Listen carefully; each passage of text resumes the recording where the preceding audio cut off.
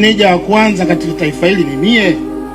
Msije mkaja kung'ang'ania jeneza langu mlipeleke leaders eti kisa mje kunichangia, lakini sasa hivi mnaona nilichokifanya hakionekani.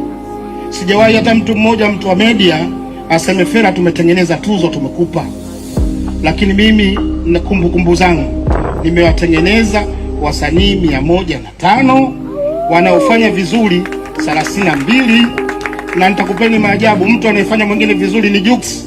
Ni nguvu yangu.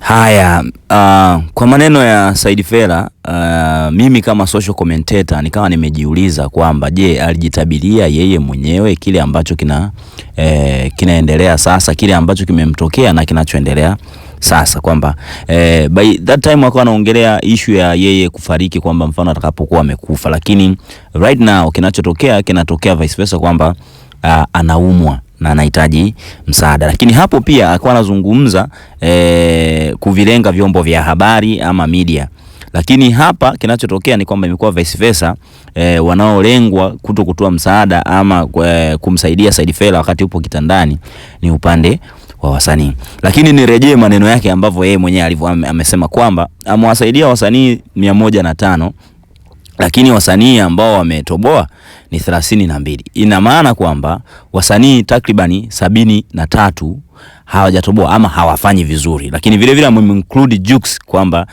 ni mkono wake pia.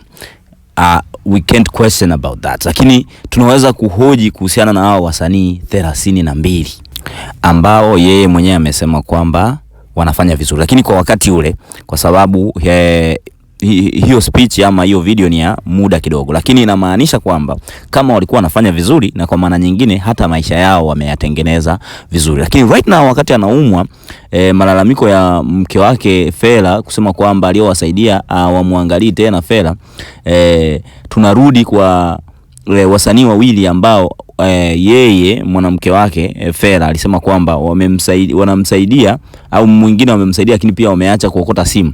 Kwa mfano Diamond Platnumz alikiri kwamba alimsaidia kwenye matibabu kiasi fulani, lakini currently hawapokei simu tena kwa sababu wanahitaji msaada zaidi. Lakini msanii pekee mwingine ambaye anaendelea kumsaidia Said Fera ni Mbosso, ambaye ndo koli bado anamsaidia Said Fera. Sasa hapo ni wawili katika wale wasanii 32 aliowataja kwamba wanafanya vizuri by that time, sasa ambao tunaamini wana maisha mazuri.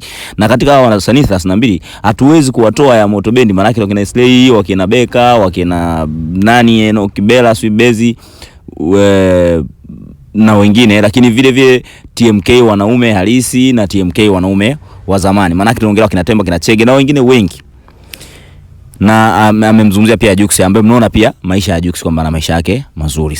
Sasa you can ask yourself, where are they? Hawa wengine 30 wamepotelea wapi? Kwa nini hawamkumbuki Said Fera? Kwa nini hawako tayari kutoa msaada kwa Said Fera mpaka anakuja analalamika mke wake hadharani? Kwa nini?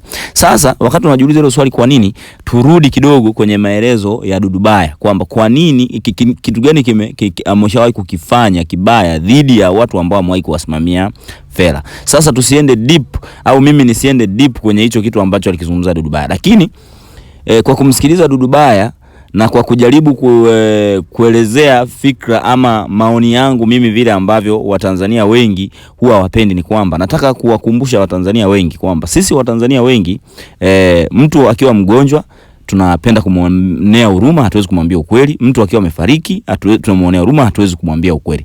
That's the problem. Maana kwa maelezo ya Dudubaya alijaribu kueleza kwamba wasanii ambao Fera aliwasimamia, aliwakandamiza, aliwanyonya, yani alifanya wasifanikiwe, na mwisho wa siku kuna wengine alifanya nini? Aliwadampo. Alizungumzia ya Moto Bendi vizuri, wakina Slay, wakina Beka, wakina Enoch Bella na pamoja wakina Mbosso.